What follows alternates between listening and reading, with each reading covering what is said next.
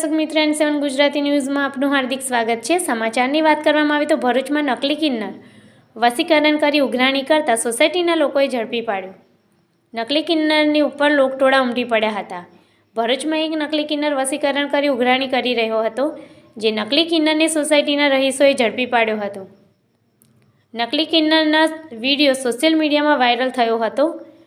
Tavra road ઉપર ઝડપાયેલા નકલી કિન્નરે જાતે જ કપડાં ઉતારી પુરુષ હોવાનો પુરાવો રજૂ કર્યો હતો। છેલ્લા 3 દિવસથી પૂર્વપટ્ટી વિસ્તારમાં નકલી કિન્નરના આતંક સામે અસલી કિન્નર સજ્જ થઈ ગયા હતા। સોસાયટીના રહીશોએ નકલી કિન્નરને ટીપી નાખતા સારવાર અર્થે હોસ્પિટલ ખસેડાયો હતો।